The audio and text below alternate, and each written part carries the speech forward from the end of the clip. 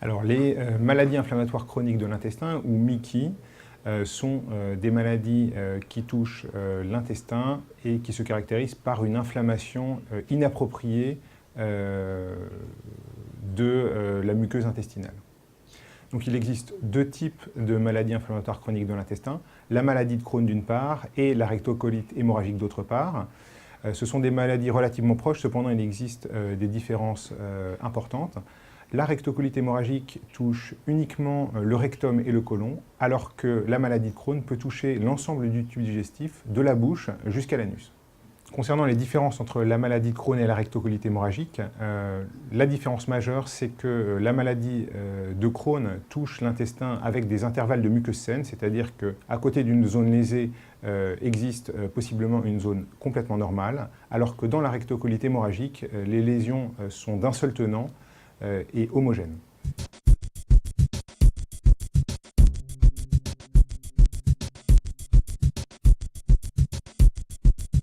Alors, le diagnostic des maladies inflammatoires chroniques de l'intestin est relativement complexe puisqu'on n'a pas de test diagnostique qui soit fiable à 100% et donc on se base sur un faisceau d'arguments. Évidemment, l'histoire clinique du patient, ses antécédents sont fondamentaux, mais on s'aide également de tests biologiques, de prise de sang, d'examens endoscopiques, d'examens d'imagerie et notamment actuellement on utilise de plus en plus l'IRM. Et enfin, l'examen au microscope, donc l'examen anatomopathologique des biopsies qui peuvent être faites de l'intestin, permet également de porter le diagnostic.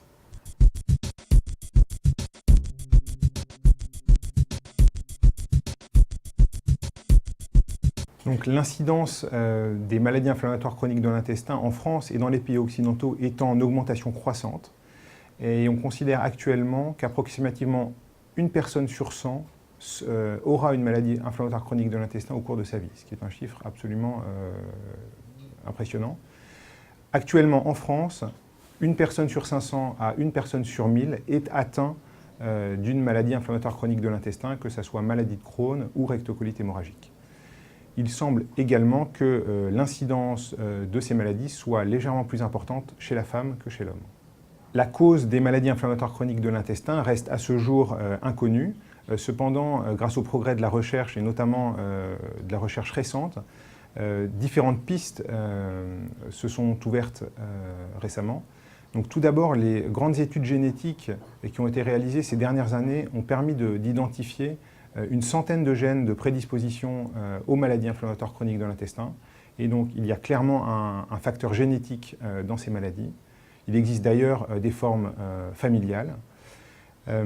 Ensuite, il existe également un rôle important de facteurs d'environnement.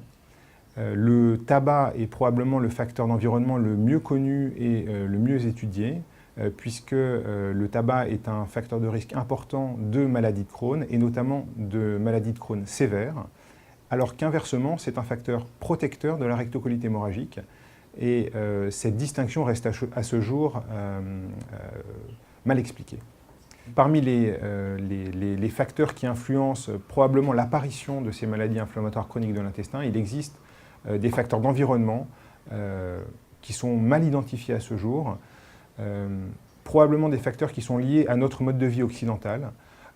Il est d'ailleurs tout à fait clair que l'incidence de la maladie de Crohn, notamment, a particulièrement augmenté après la Seconde Guerre mondiale, c'est-à-dire à partir du moment où notre mode de vie occidental a été mis en place.